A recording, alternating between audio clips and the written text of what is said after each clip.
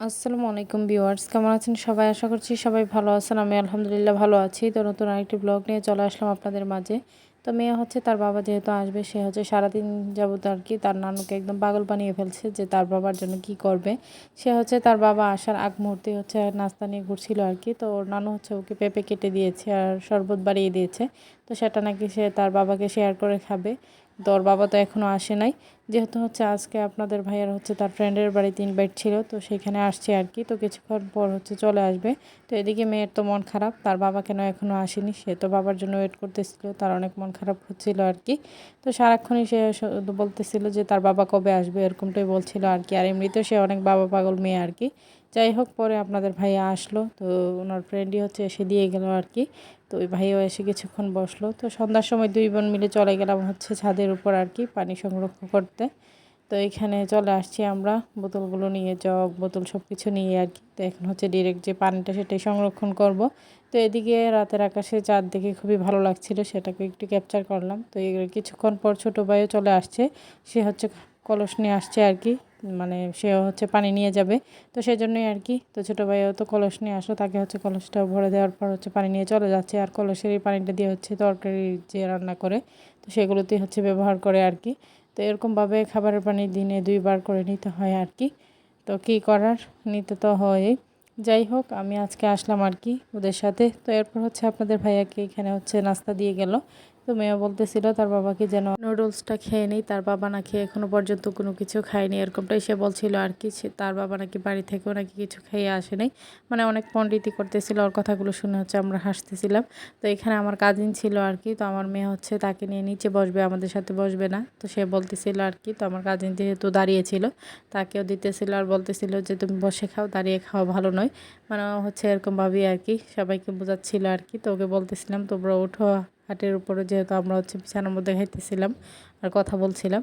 তো সে হচ্ছে এখানে বসবে না, জোর করেও তাকে বসানো যাবে না। সে হচ্ছে তার মামাকে কিন্তু আবার সহজ দিয়ে দিতেছিল, নিজেও নিতেছিল আবার তাকেও দিতেছিল। সে সবসময় নিজে যেটা নেবে সেটা অন্যর মাঝে হচ্ছে শেয়ার করবে।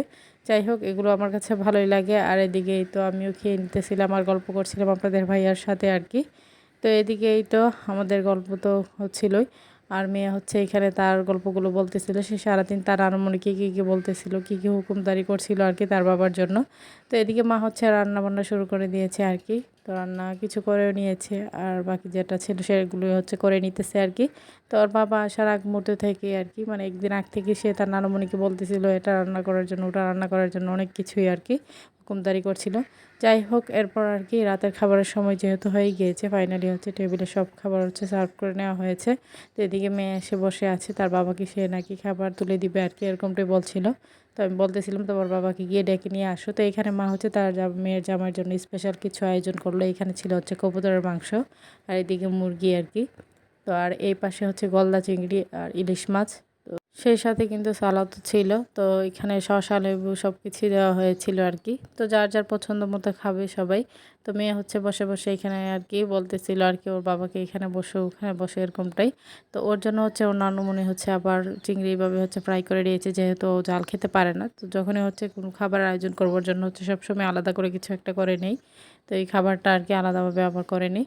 তো এখানে আবার সে আবার চলে গিয়েছিল রুমে, কী কারণের জন্য তার বাবা আবার ডেকে নিয়ে আসছিল আর কি। যাই হোক, পরে সবাই খাওয়া দাওয়া করে নিলাম।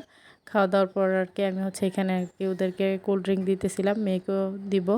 তো এখানে হচ্ছে আমি 2টা গ্লাস নিয়ে নিয়েছি, একটা আপনাদের ভাইয়ের জন্য আরেকটা হচ্ছে আমার মায়ের জন্য আর কি।